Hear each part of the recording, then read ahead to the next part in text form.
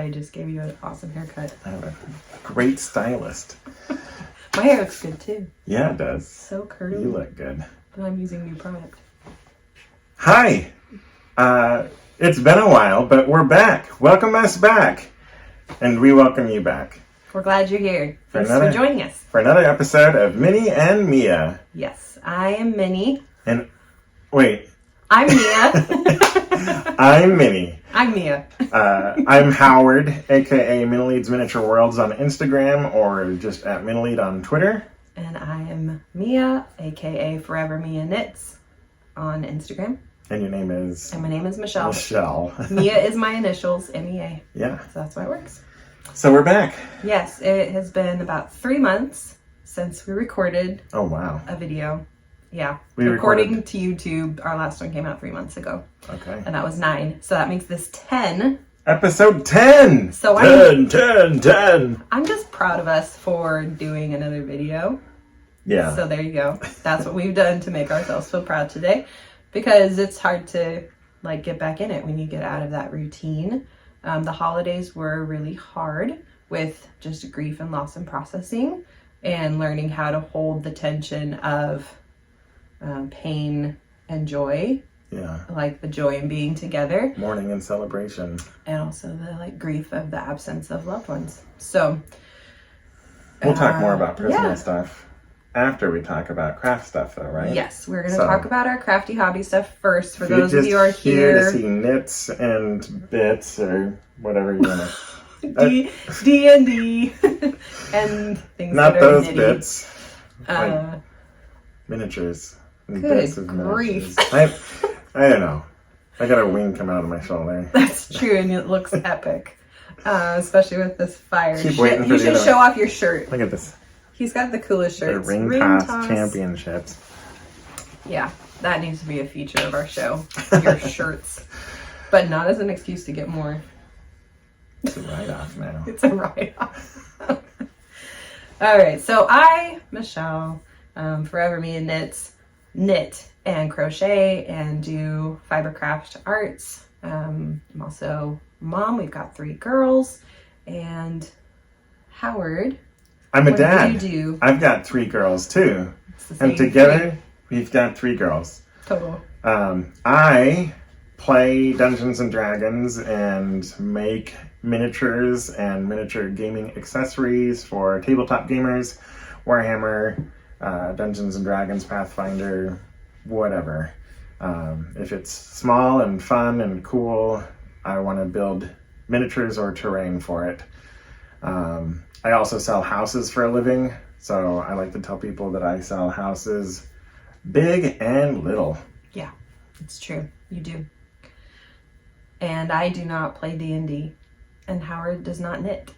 But we love to support each other in each other's passions and interests. And sometimes we even craft at the same table. Sometimes. Which is fun. Yeah. So. Yeah. So...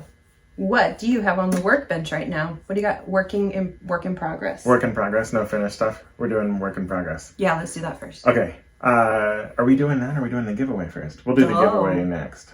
Okay. All right. Don't let us forget. So I'm working on another version of Tiamat. I've shown Tiamat off before, but I've made some progress. I finished a custom base for her. I still need to finish painting it and detailing it. And she's actually got a little bit of paint on her. So I'm going to show her off.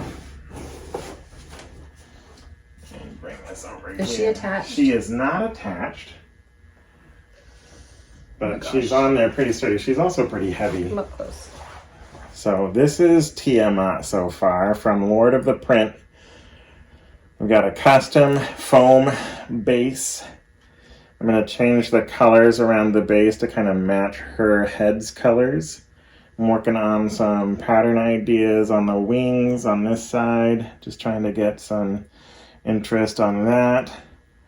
And yeah, you can see her different colored heads are coming in. And turn her all the way around because her tails are just as awesome.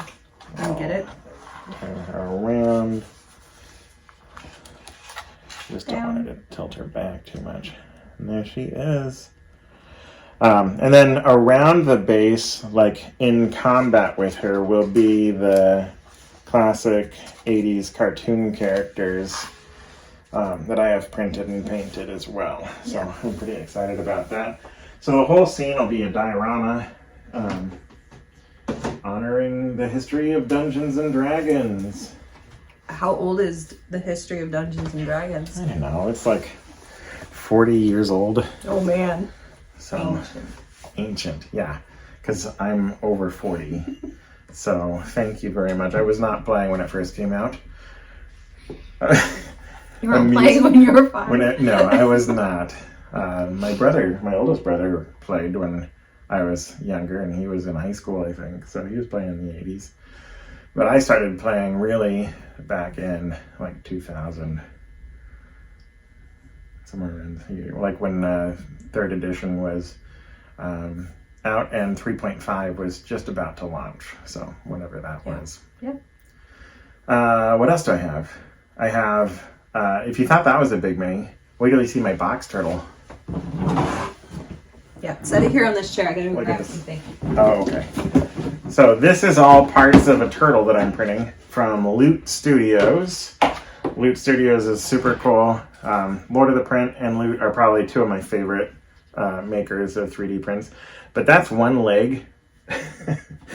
There's another leg. Rah. So this thing is monstrous. This is all, that's part of the shell and tail. It's all printing on my newer PLA printer, and I feel like the detail is really great. I'll do a closer shot here so you can see. I bought some material from Smooth On that's supposed to help hide PLA lines. I don't even know if I'm going to need it for this, honestly. I'm going to get it assembled and filled. I've still got the head and the rest of the shell printing right now. So hopefully that comes out. It's like a 5-day print, and it uses almost a full spool of filament. So all in all, this is going to be, just the turtle will be like 3 spools of filament. So almost 3 kilograms of filament. And then on the back of the turtle is a castle, like scaled for 28 millimeter miniatures. But I think instead of printing the one that Loot designed, not because it's not great, it looks great, but because I kind of just want to, I'm going to build one out of foam and cardboard and stuff and make it completely custom, because I think it'll be awesome. It'll be fun to like have a ginormous turtle with a castle on its back that could serve as the centerpiece for a future campaign. So it's a gigantic miniature? It's a bigature. Well, that sounds like it's racist or something. It's not a bigature. It's a miniature that is gonna fill a table all by itself. Miniature-ganticus. Yeah, sure. I don't know. Miniature-ganticus.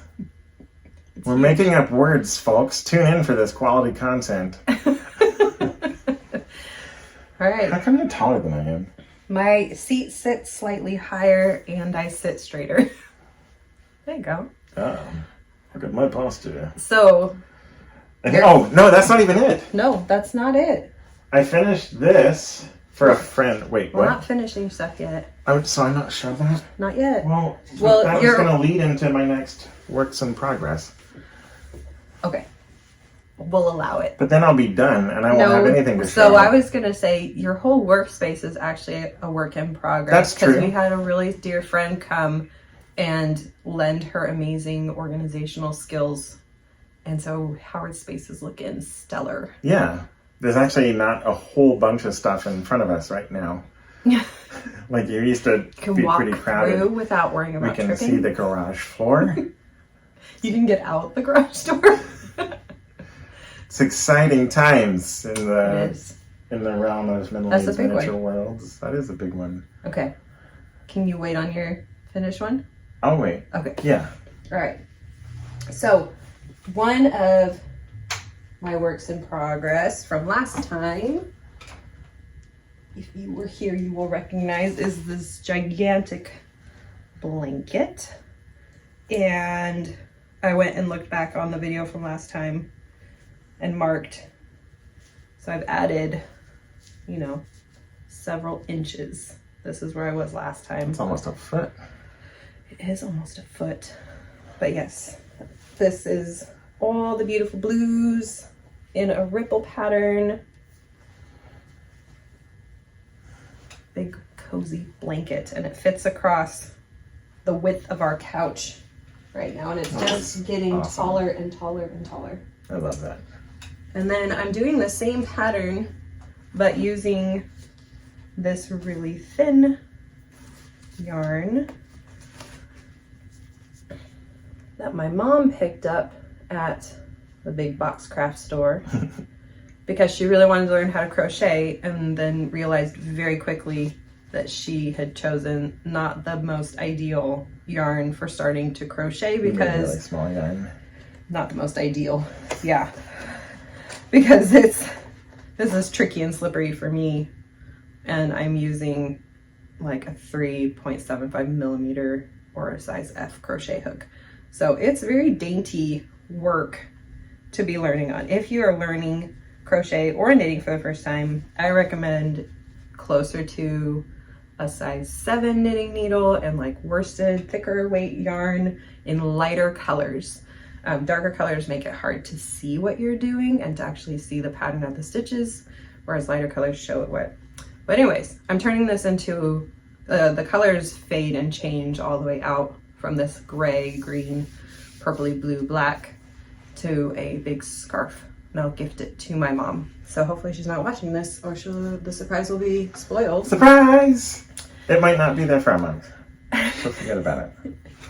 The other work in progress I have is months and months ago was the Tour de Fleece, and I had that very ambitious goal to spin enough yarn to do a sweater, but I'm making some progress on that actually.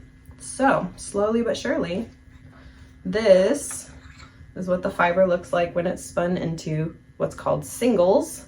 So it's just a single strand, and then this is where it's at.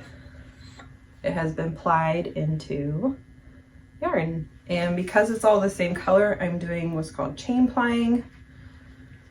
So it's got 3 twists to the yarn. So now this is yarn. So now I have to wind it up on the nitty knotty,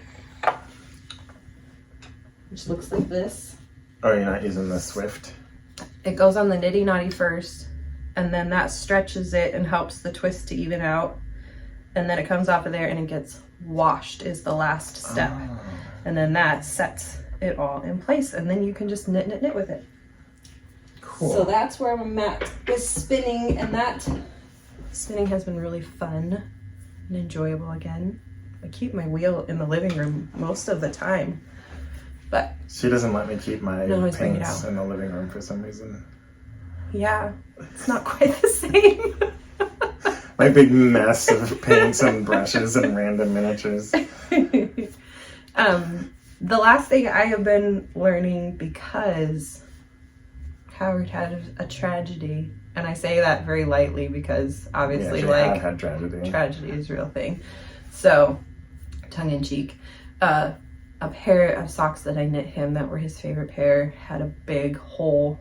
Yeah. And so I thought, okay. I was like, darn it, Michelle. It's finally time. I'm going to have to learn how to darn socks because these are favorite socks. Yeah, they are.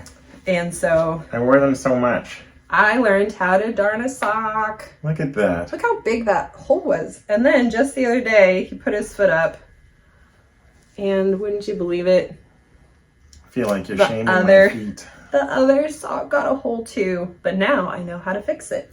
And those socks, once patched, will be well healed.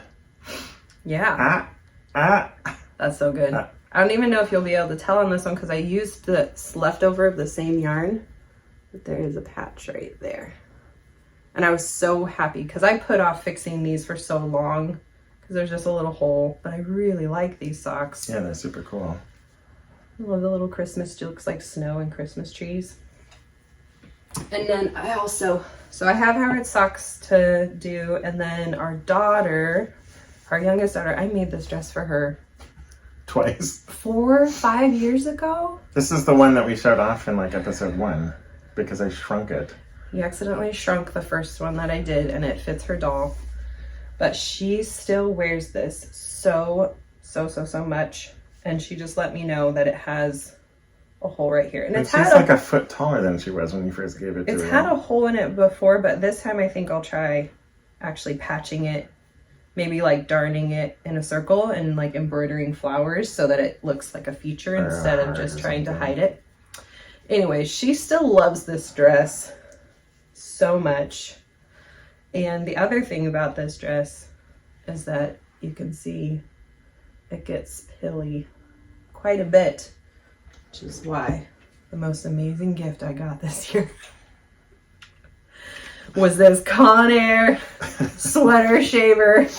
I've been using it on all my knits to keep them so happy looking, and it's amazing. It just buzzes over the top and just pulls off all those little nibs without damaging your lovely sweater that you have invested yarn cost and time and effort into. I mean, it's removing material, but it's the material that would already be coming off. Yeah, and it actually is removing it in a safer way than if you grab and pull it, you might accidentally pull a hole or pull a thread. So it's just taking off the surface layer of fuzz. So this needs a gleaning, that's what it's called. So a sweater gleaner, and I used it, and my sister-in-law really was admiring my sweater, and so while she was here in town, she borrowed it and did all the sweaters that she brought with her. Which was a lot. It was amazing. So I was really happy I could share that with her. But that's all my works in progress. So the big blanket, the scarf, some spinning, and mending. Nice. Mending has been really fun. I want our clothes to be sustainable and last longer. We, like, as a culture, have definitely a mindset of, it's got a hole in it, throw it away.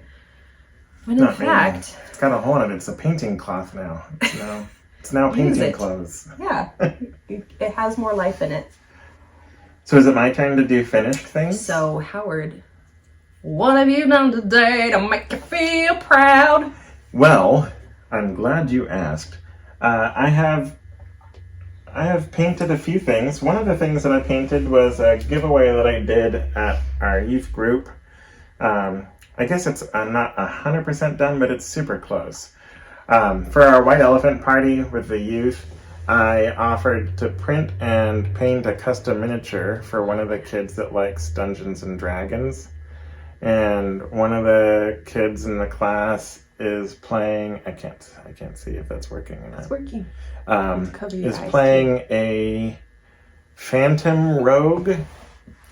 And you can open your eyes. I can open my eyes now. Is playing a phantom tiefling rogue.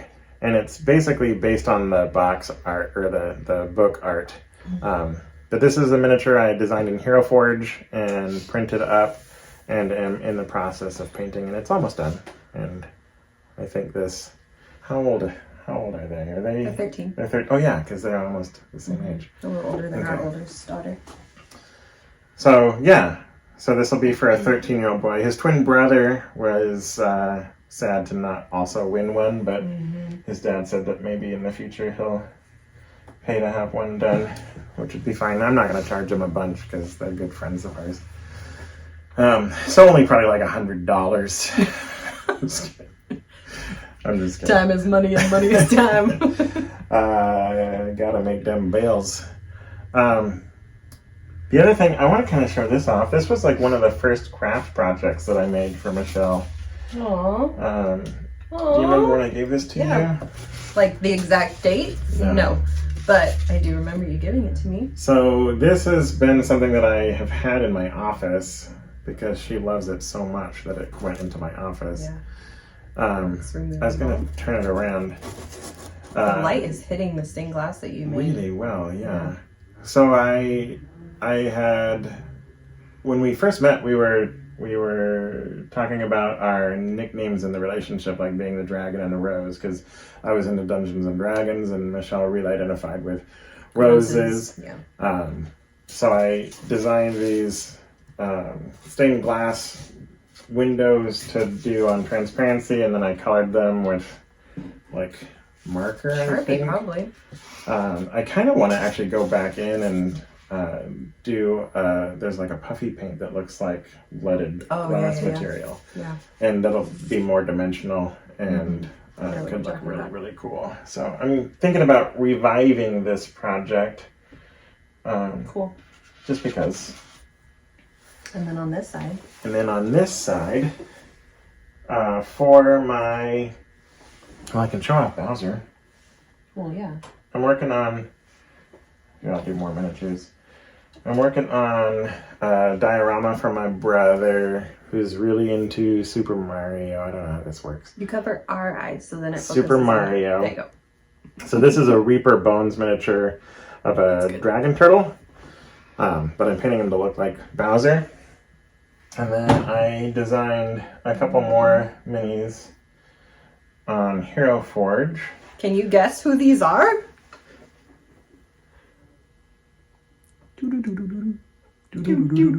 So I've got a little They're Mario like and way Luigi. more buff. You can tell he's actually fixing pipes. Yeah, he's got a bit of a punch, but he's like, oh, I got that wrench. Yeah. It's a Mario. And Peach. And then Peach. Whoop. So I still need to work on those. It's a cool set. But I'm excited about it. And then our friend who has helped start the organization of my space, because that's what she wants to do as like a side hustle. She's also into Dungeons and Dragons, and I made her, to thank her, I had an extra printed head that I'd printed at the wrong size from the Tiamat that I'm building, and this is the black dragon head. But I made it into a trophy head for her, and it's got a refrigerator magnet on the back. Well, it's like a rare earth magnet, so it's actually pretty strong. And that's like just as a little thank you gift for her. And then I shared this on Instagram, and it's gotten almost 1,000 likes now. It's so cool. So I decided that I would make more of these trophies, because I actually had several misprints. Let me bring those around. Yeah. So I've got the green one. For these ones, I designed a trophy mount and cast it. I just sculpted it in foam real quick and then cast it in resin. Here's a painted one. Let's see which colors pick up better. Black. Let me see that red one. Okay. Blue. So like a mounted trophy head. And I then have been working on printing more heads. I've been chopping the heads off of a whole bunch of free models. My oldest daughter is complaining to me about the inhumanity of chopping off goblin heads, because if goblins ever visited our world, how would they feel about seeing their heads mounted on walls? Like, if we went to the goblin world and saw human heads mounted on their walls, wouldn't that make us feel really uncomfortable? And I said, I don't think that this is something that is very likely to happen. Yeah. So I chopped off the head of a Sebastian miniature from Little Mermaid, and Stitch from Lilo and Stitch, and Shrek and Donkey. Shrek's an ogre, by the way, so it fits. But also a bunch of giant rats and orcs and all sorts of dragons and creatures. A lot of them from Thingiverse or from designers like Eman-G, who has created a ton of Warhammer themed models for free. You can follow him on Colts 3D. Is that C-U-L-T-S or C-O-L-T-S? Yeah, like the Colts sports team.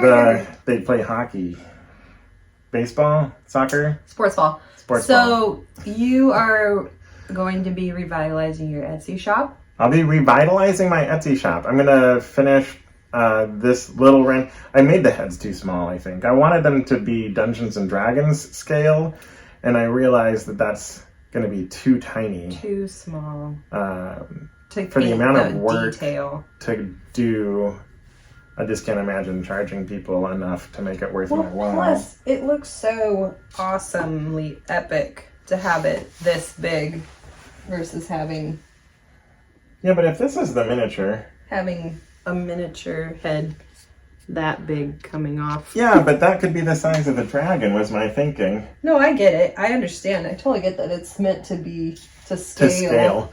But I think what I'll do is I'll try the next set at 54 millimeter scale, which is just double, and see, or just not quite double, but just to see if it still works.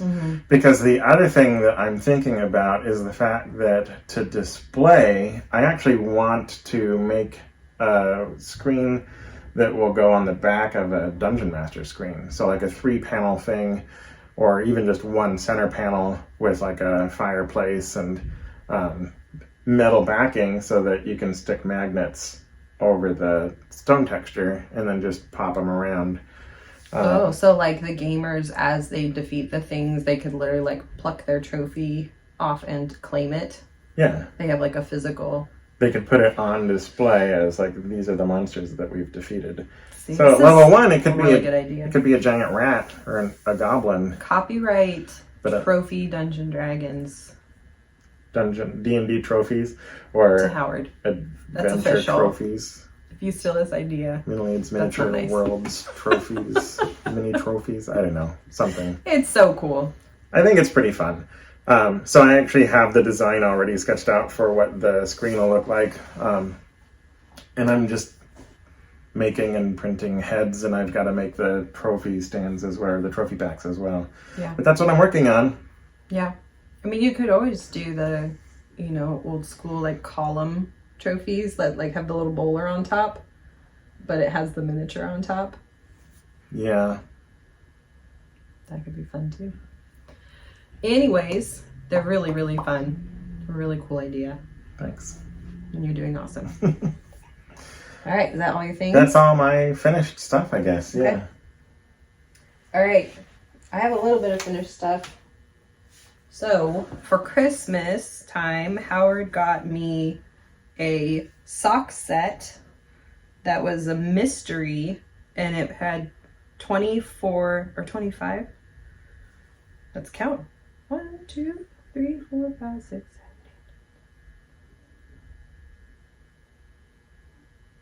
24 stripes that you would knit. Self-striping yarn. Self-striping yarn, so I didn't have to like change colors as I went. The yarn just changed color for me. And they're done by Freckled Whimsy. I really love her self-striping yarn. And as a countdown to Christmas. So I just got to knit a stripe a day. And I was in a little bit of a slump and hadn't been knitting socks, and I was having some pain in my hands. So it was just the right amount of thing. So just do a motivation of just like a couple of rounds each day, and I kept up with it. And then it got me motivated to start knitting socks again. So one of the other yarns I had gotten from Freckled Whimsy last year was a St. Patrick's Day theme yarn. And so I have used that with some extra colors that I had laying around of greens and yellows, for all the lucky leprechaun-y colors. Let's see if I have it. I'm supposed to show this off. Yeah, and I have made, the color is called I Wish You a Beautiful Rainbow. And it's her dreamy base. This is who she is. And her yarns are so lovely. So yes, I have knit a pair for each of our girls. Nice. And they don't get them until March. Yeah. Or St. Patrick's Day. Or the night before when we watch Waking the Divine. And these ones still have all their ends left to be woven in. So I was able to get 3 pairs of socks out of one yarn set with a whole other stripe pattern left over, just by using my own leftover yellows and greens for the heels and toes. Nice. It was really awesome. I'm not sure what I'm going to do with this one, but I do have in the bottom of this basket all my other stripey leftovers. So maybe I'll just make like a crazy striped sock with all the stripey leftovers from my stripey socks. Like make it super long. Make knee socks for yourself. I have the fall one that I got from Freckled Whimsy that I'll knit up this year at some point. One. And this was a Christmas yarn that I acquired this year from Sarah at Murray Wool Co. Murray Wool Co. And this one's called Holly Jolly. And it will it's not a self-striping yarn, but the way that it's done, it will go, rounds. It'll be stripey. Yeah. It's very But not like the perfect stripes. Yeah. So I have like a fall and a Christmas one, but it's only January. I'm gonna have to get you like 10 more months worth of yarn, I guess. I have plenty of yarn. Buy a house, somebody. I'm trying to decide if my next project will be another pair of socks or if I want to knit a garment, like a sweater or something like that. Because it's still very chilly here, and next week is supposed to be even colder. We're supposed to get into the 20s. Maybe. 30s, 20s and 30s. We've been having 30s to 40s right now, which is pretty chilly. We had snow surprisingly one day. Not very much. No, but it was magical. And that's the stuff that I have finished. Okay, let's move on to the next thing. Which is the giveaway. Whoa! The giveaway. So, Dreadfleet box. It's unopened. It does have a little tear in the plastic, but it's unopened. It's a game from Games Workshop that I've never played.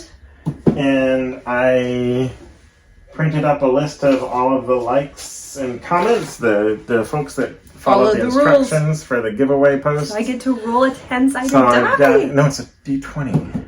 20. I meant it's a to say 20. 20-sided dice. So I've got all of these numbers written down. Okay, put Dreadfleet up here like my table. I'll put Dreadfleet up. You just got to be able to see this. Number 1. Number 1. Who's number 1? Something Anya. So we know her. Yeah, we actually know several of the people on there. Anya, you won. So Anya, you just won a box of Dreadfleet. So congratulations. I'll reach out to you on Instagram or text or whatever. Oh, I'm so happy for to let her. you know that you won, and then we'll just arrange for delivery. Awesome. That's awesome. I love How that. exciting. All right, now if that's it for like your interest in hearing crafty stuff, knitting stuff, and Dungeons and Dragons stuff, you're free to. Thank you. This has been a long episode so far, and it's gonna get longer. But we also had some fun things we wanted to talk about. Yeah, some fun and less fun, but a lot of it is fun. We just want to kind of just touch base about some of the grief stuff. Okay. We're not going to dive deep into it. Just suffice it to say that the holidays were rough. Michelle's brother's family came up from California and we're here for a whole week, and it was amazing to get to spend time with our niece and nephew and sister-in-law. So wonderful to spend time with them. But the thing that obviously also did was just throw into stark contrast the fact that David was not with us. Yeah. So that was really hard. The other thing that was hard was 2 weeks ago.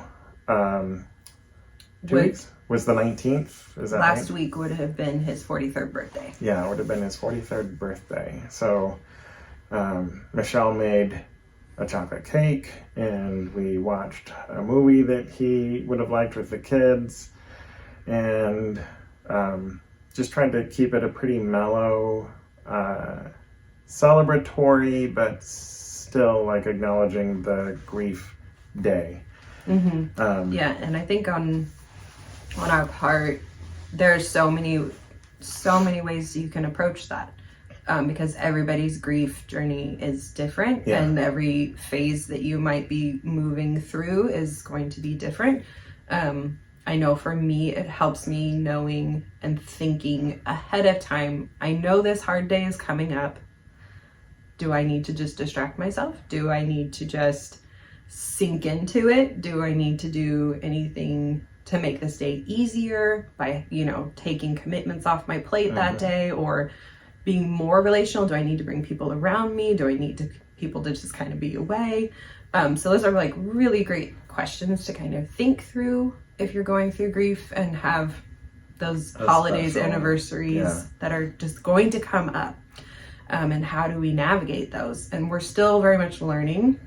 Yeah. And like Christmas was a little bumpy, but also we're figuring it out for our own personal selves, as a couple, as our immediate family, as our extended family, how to navigate those days and how to be really gentle with ourselves and gentle with each other. Yeah. So it was hard. And for me, I needed to just kind of sink in to that day and just let let it be the hard day that it was and cry when I needed to cry and journal if I needed to. But also wanted to celebrate some of the things about my brother that were really, really wonderful, and share stories about him and pictures, and just, it was okay to just talk about him. Yeah. And share that with our girls. And in the process of pulling out cards that my brother had written to me and pictures and crying a lot, I also found some things from when Howard and I started to date. And what is today? So today is also what would be my dad's birthday. Yeah. So my dad passed just over 3 years ago now, and I think he would have been 75 today. Okay. Yeah. Because he's younger than my mom. Mm-hmm. But apparently, 15 years ago on this day, Michelle and I became a match on eHarmony. And I sent her questions, or she sent me questions. We sent each other questions. So the Yeah, About we'd Me share a information couple. from January 27th, 2008. So we thought it would be fun to look through some of these and see how much of them are actually still true. So you can About journey along now and get to know us a little bit through what we were and what we are. How's that sound? If you don't like it, just stop watching. We're not going to be mad. We won't know. It's not like YouTube tells me, hey, so-and-so watched this video into 36 minutes and then they were out. Like, just don't hit the downvote, because That's not nice. All right. So I'm passionate about arts and counseling, and that's why I'm becoming an art therapist, spending time with my family and friends, traveling and learning about their cultures, painting, sculpting, doing crafting of my own, and appreciating the work of others in galleries, concerts, and theaters, reading, watching movies, either in or out, ice skating, hiking, and hula hooping. I'm sure there's more I'm forgetting or could at least elaborate on. how have the last 15 years of being an art therapist been for you? So the last 13, I was finishing up my master's program When we met. And we had our children, and that has become my primary focus of caring for them. But I do feel that now that they're older, now that they are older, I school am like routine is set. definitely feeling God calling me back into the counseling world, and that career path, or using that education in a different way. Yeah. But a lot of those things are very similar. I still like hula hooping. I have my adult size hula hoop. I don't do it very much, but I still enjoy it. It's true. And And she's really pretty good at it. She's not like doing tricks and stuff, but she No. can keep it going for a long time. I'm most thankful for my mind, my family, and chocolate soy milk. Gross. I don't like soy milk anymore. But at the time when we met, I was vegetarian, and so chocolate soy milk was actually like one of the tastier things. Some influential people are Keith Green, spiritually, Katie Rose, artistically, Irvin Yalom, career-wise, and Anne Lamott, literally. And that's still all true. My friends would say I am creative, easygoing, good listener, genuine. I think that's probably still true. Oh. Some of my best life skills are remaining calm yet resilient during a crisis. I'm pretty calm in a crisis. Being a good friend and companion. Yes. Making art and culture an ongoing part of my life. Yeah. Those are still things that you're gonna... Thanks. Apparently I can't live without soy. We don't I can have soy. totally live without There's soy. no soy in this house. Ben & Jerry's fish food frozen yogurt. Oh, that's man. yummy. You haven't had that in ages. Yep. I like watching The Office when the Writers Guild isn't on strike. So that's something that was When happening at the episodes time. were still coming out. Reading non-school We like books. Parks and Rec better now. Playing with my niece. Spending time with family. Feel free to ask me anything.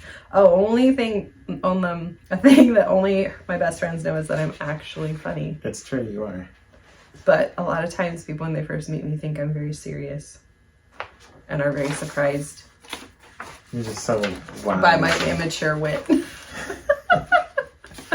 So then, did you send me questions, or are these... I must have. Wait, hold on. These are...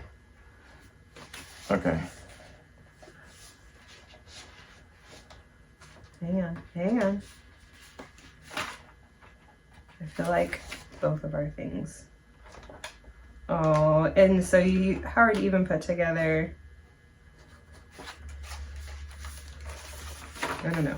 So I think what happens, so eHarmony, the way it works is that the first person that initiates something sends one thing and then you respond, right? Yeah. And your responses aren't necessarily the same things.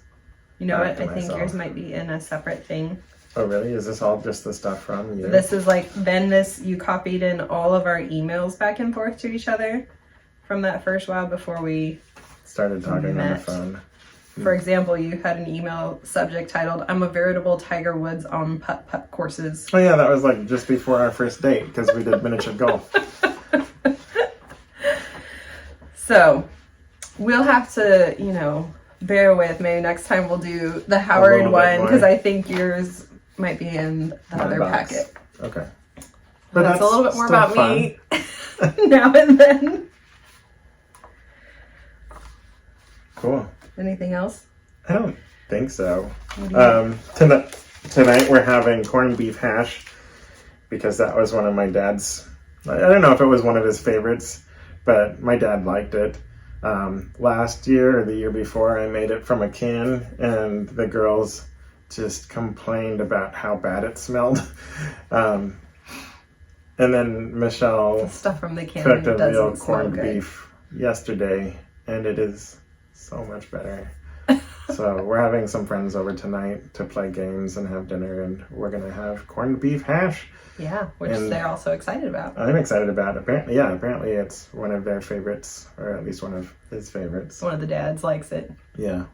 So, I don't think we need to keep it that much longer, right? Yeah, what are you thankful for? We like to finish with gratitude. I am so thankful that my oldest daughter recited as the first solo recitation from memory this morning during the school assembly. So she recited in When Evening in the Shire Was Grey by J.R.R. Tolkien, which is a poem about Gandalf, from memory. And she did a bang-up job. She was the first kid to go because our last name starts with an A. So, in front of the whole school and a bunch of parents, and it was an open house too, so a bunch of new people. 300 people? Yeah. So, reciting a poem in front of 300 people? She's amazing. So yeah, super thankful for her hard work and getting that poem memorized and practiced, and for them being in a school that really honors that values that skill set. Yeah, the ability to speak in front of others. Yeah, and I'm really thankful for seeing some friends show up at our school this morning, and the friends that are coming over to our house for dinner tonight.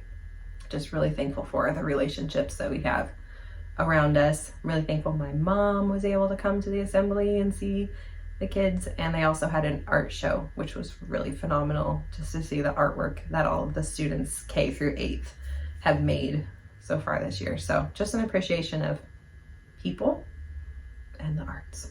Yeah, for sure. And I'm also thankful it's Friday. We haven't recorded on a Friday. It's Friday, y'all! I'm also thankful that we recorded another episode. Yes. So, agreed. Thank you for watching. We always want to end by encouraging you to go and support the people in your world that you like, that you are inspired by, that you enjoy their work. Just go out and tell them that you think they're doing a great job, and tell them to keep it up. And if you're one of those makers, hey, keep it up yourself. You're doing great. Yes, you're awesome. And that's... encourage even the people that you just interact with day to day. Yeah. You never know what someone's going through under the surface. Yeah, people are like icebergs. We only see a very little bit of what is real. Yep. So be kind to people at the gas station, be kind to your cashiers, be kind to whoever you are interacting with, and assume that you can be a part of making their day better and brighter by encouraging them and being patient with people. Yeah. So be gentle to yourself, be gentle with others. It's a hard world sometimes. Yeah, and pray that we'll do the same, because I don't always do it. Yeah. Sometimes I just don't, but I try. I also wanted to share really quick, because we didn't say this on what have we done to make ourselves feel proud. Oh yeah. We're both working on our own health journeys, our own things. Howard is doing a really awesome health challenge where he's like going and working hard at the gym 5 days a week with a community of people, and has like really good goals that he's working to meet, and like eating well. And I have been going to the gym and swimming, and I'm really proud of that. And I swam a mile yesterday. That felt phenomenal, and my body's feeling stronger. Just as like a little update for like my knee health, healing, and like just our general healing Journey health. towards better choices. Because grief has a way of just like sideswiping your life, and like doing those things to take care of yourself takes so much more energy than it may have taken before. Yeah. And so we're just really proud of like those little incremental steps towards healing and wholeness and health. So just want to throw that out there. I'm really proud of you. Thank you. I'm really proud of you. Thanks. And with that, we get to say, Mini and Mea out.